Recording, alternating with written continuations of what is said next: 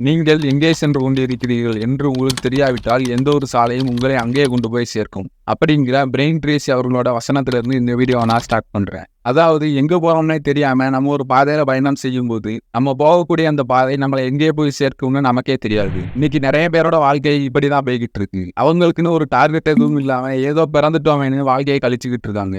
இப்படி இருந்தா 10ஓட 11 இருந்துட வேண்டியதுதான். நமக்குன்னு ஒரு அடையாளம், நமக்குன்னு ஒரு அங்கீகாரம், நமக்குன்னு ஒரு தனித்துவம் வேணும் அப்படின்னா ஏதாவது ஒரு இலக்கு, அதாவது டார்கெட்டை அச்சீவ் பண்ணணும். அது எதுவானாலும் இருக்கலாம். நான் இதுவரை அப்படி ஒரு டார்கெட்டையும் அச்சீவ் பண்ணல, ஆனா ஏதாவது பண்ணணும்னு தோணுது அப்படின்னா உங்களுக்காக தான் இந்த வீடியோ. இந்த வீடியோவை ஃபுல்லா பார்க்க நேரம் இருந்தா மட்டும் பாருங்க, இல்லைனா தயவு செஞ்சு பார்க்க வேண்டாம். ஸோ தொடர்ந்து இணைந்துங்கள். இது டைம் டு சேஞ்ச், அதாவது மாற்றத்திற்கான நேரம். ஃபைண்ட் த கோல். எந்த ஒரு இலக்கையும் நம்ம அடையணும் அப்படின்னா ஃபர்ஸ்ட் அது என்ன இலக்கு அப்படின்னு நமக்கு தெரிஞ்சுக்கணும். ஏன்னா இதுதான் இலக்கு அப்படின்னு தெரியாம யாராலையும் எந்த ஒரு விஷயத்தையும் அடைய முடியாது.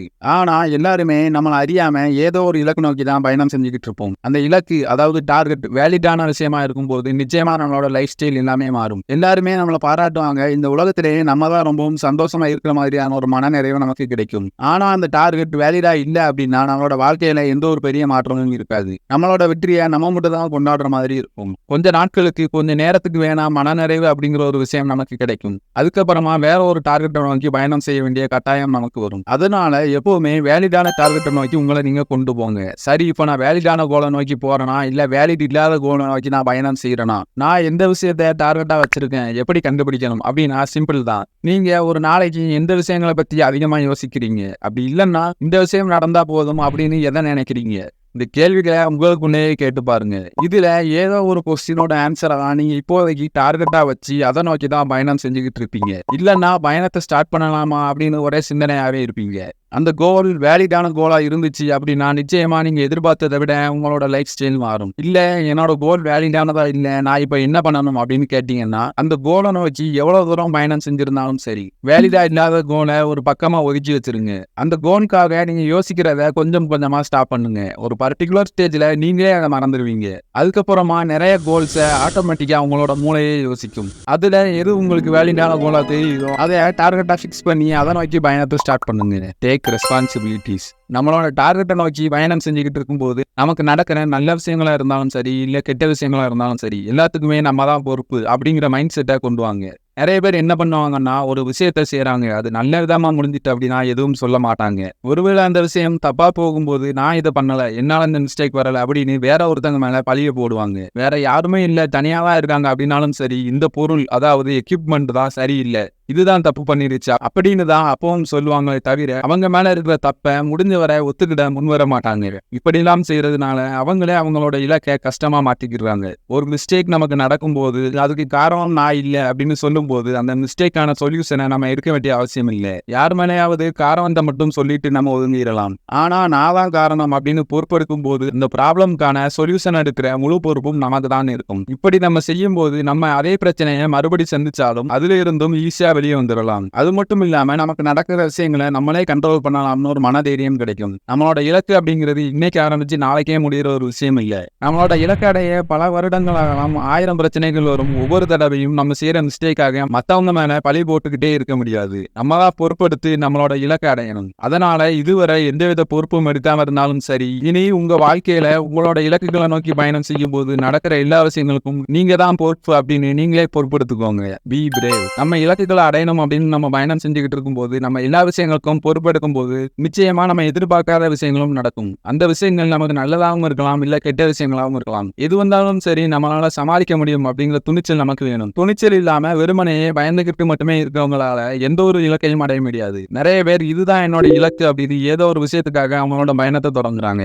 ஆனா ஒரு சிச்சுவேஷன்ல ஏதாவது ஒரு பிரச்சனையால இல்ல நம்ம இந்த பயணத்தை தொடர வேண்டாம் அப்படின்னு முடிவெடுக்காங்க. உடனே அந்த இலக்கு அடையிறதுக்காக அவங்க கடந்து போன பாதை எவ்வளவு தூரமா இருந்தாலும் சரி அதுல இருந்து வெளியே வந்துருந்தாங்க. இதுக்கு காரணம் என்னவா இருக்கும்னு பார்த்தா அந்த டைம்ல அவங்களுக்கு நடந்த பிரச்சனையை எதிர்கொள்றதுக்கு தேவையான துணிச்சல், அதாவது தைரியம் அவங்க கிட்ட இருந்திருக்காது. அவங்க உடல் அளவுல தைரியசாலியா இருந்தாலும் மனதளவுல கோழையா இருந்திருப்பாங்க. மனதைரியம் இல்லாததால அவங்களோட இலக்குகளை அடையிறது ரொம்பவும் பெரிய கஷ்டம். இதுக்கு பதிலா வேற எதையாவது ட்ரை பண்ணலாம்னு வேற விஷயங்களை ட்ரை பண்ண ஆரம்பிச்சிருப்பாங்க. இந்த மாதிரியான நபரா நீங்க இல்லாம என்ன நடந்தாலும் சரி ஒரு கை பாத்திரலாம் அப்படிங்கிற துணிச்சலை உங்களுக்குள்ள வளர்த்துக்கோங்க. இது உங்களோட இலக்குகளை அடையணும்னு நீங்க பயணிக்கும் போது வரக்கூடிய பிரச்சனைகளை சமாளிக்கிறதுக்காக உதவும். Proper plan. நான்காவதா நம்மளோட இலக்குகளை அடைய எந்த விஷயங்களை எல்லாம் செய்யணும், எந்த மெத்தட்ல செய்யணும், எந்த டைம்ல செய்யணும், எந்த மாதிரியான விஷயங்களை அவாய்ட் பண்ணணும் அப்படின்னு திட்டமிடணும். எந்த ஒரு இலக்கா இருந்தாலும் சரி சும்மா இதை செஞ்சோம் அதை செஞ்சோம்னு இருக்கிறத விட இந்த விஷயத்தை தான் செய்யணும், இப்படிதான் செய்யணும் அப்படின்னு பிளான் பண்ணி செய்யும் போது நம்மளால நம்மளோட இலக்குகளை சுலபமா அடைய முடியும். எந்த அளவுக்கு நம்மளோட பிளானிங் சரியா இருக்குதோ அந்த அளவுக்கு நம்மளோட இலக்குகளை வேகமா அடைய முடியும். பிளான் இல்லாம ஒரு விஷயத்தை செய்யணும் அப்படிங்கிறது காஞ்சி போன மரத்துக்கு தண்ணி ஊத்துற மாதிரி. கண்டிப்பா முளைச்சு வரும்னு சொல்ல முடியாது, ஒருவேளை முளைச்சது அப்படின்னா லாபம். ஆனா பிளான் பண்ணி ஒரு விஷயத்தை அடையணும்னு நினைக்கிறது நம்மளோட இலக்குகளை நம்மளை நோக்கி வர வைக்கிறதுக்கான ஒரு சுலபமான வழி. நம்மளோட பிளானிங் சரியா இருந்தது அப்படின்னா நம்ம பிளான் பண்ண மாதிரியே நம்மளோட இலக்குகளை சுலபமா அடையலாம். அதனால பிளானிங் முக்கியம். Take an action. நம்மளோட பிளானிங் எவ்வளவு நல்லா இருந்தாலும் சரி அதை நம்ம செயல்படுத்தும் போது தான் நம்மளோட இலக்குகளை நம்மளால அடைய முடியும். பிளான் எதுவும் பண்ணாம சும்மா ஏதாவது ஒன்று செஞ்சுக்கிட்டே இருக்கவங்க கூட என்னைக்காவது ஒரு நாள் அவங்களோட இலக்கை அடைஞ்சிருவாங்க. ஆனா தெளிவா பிளான் இருந்தாலும் அதை நடைமுறைப்படுத்தாமலே இருக்கிற ஒருத்தங்களால எத்தனை வருடங்கள் ஆனாலும் சரி அவங்களோட இலக்குகளை அடைய முடியாது. Talent without working hard is nothing அப்படிங்கிற கிறிஸ்டியானோ ரொனால்டோ அவங்களோட வார்த்தையை இந்த இடத்துல நான் நினைவுபடுத்துறேன். எவ்வளவுதான் திறமை இருந்தாலும் நம்ம அதற்கான கடின உழைப்பு கொடுக்காம இருந்தா ஒரு பிரயோஜனமும் இல்லை. ஃபார் எக்ஸாம்பிள், நான் என்னோட ஃப்ரெண்டு வீட்டுக்கு போகணும்னு என்னோட பைக்ல உட்காந்து நம்ம இவ்வளவு ஸ்பீட்ல போகணும், நம்ம இந்த பாதையில போனா ஃப்ரீயா இருக்கும், இவ்வளவுதான் பெட்ரோல் தேவைப்படும் அப்படின்னு பிளான் மட்டுமே பண்ணிக்கிட்டு இருந்தா கடைசி வரை என்னோட பைக் இருக்கிற இடத்த விட்டு ஒரு இன்ச் கூட நகர்ந்து இருக்காது. என்னோட ஃப்ரெண்டு வீடும் அங்கேயே தான் இருக்கும். அதனால நம்ம கிட்ட ப்ராப்பரான பிளானிங் இருக்குன்னு தெரிஞ்சதுக்கு அப்புறம் அதை செயல்படுத்தாம இருந்தா வேஸ்ட் தான். அதனால பிளானை நடைமுறைப்படுத்துங்க, இலக்குகளை நெருங்குங்க.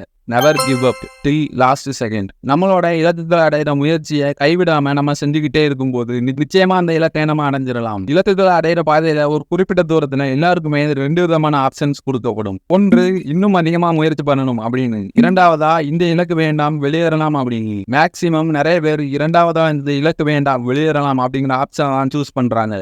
ஆனா முதல் ஆப்ஷனை சூஸ் பண்றவங்க, அதாவது இன்னும் அதிகமா முயற்சி பண்ணணும் அப்படிங்கறத சூஸ் பண்றவங்க நிச்சயமா அவங்களோட இலக்குகளை அடைவாங்க. ஆனா இரண்டாவதான ஆப்ஷனை சூஸ் பண்ணி வேற இலக்குக்கு போனவங்க மற்ற இலக்குகளுக்கும் இரண்டாவது ஆப்ஷனே சூஸ் பண்ணிட்டு இருந்தாங்க அப்படின்னா நிச்சயமா அவங்களோட வாழ்க்கை கேள்விக்குறிதான். அதனால என்ன நடந்தாலும் சரி இந்த இலக்கு அடையிற முயற்சியை கைவிட மாட்டேன் அப்படின்னு முடிவெடுங்க. சும்மா பிறந்தோம் இருந்தோம் இறந்தோம் அப்படின்னு இல்லாம ஏதாவது ஒரு பெரிய இலக்கை சாதிச்சுட்டு யாராவது ஒருத்தங்களாவது நம்மளை முன் உதாரணமா வச்சு வாழுற மாதிரி வாழ தொடங்குங்க. நல்லா மைண்ட்ல வச்சுக்கோங்க. மறுபடியும் சொல்றேன், இலக்கு ஒன்றுதான் இலக்கு. சோ தொடர்ந்து இந்த நிலை டைம் டு சேஞ்ச், அதாவது மாற்றத்திற்கான நேரம்.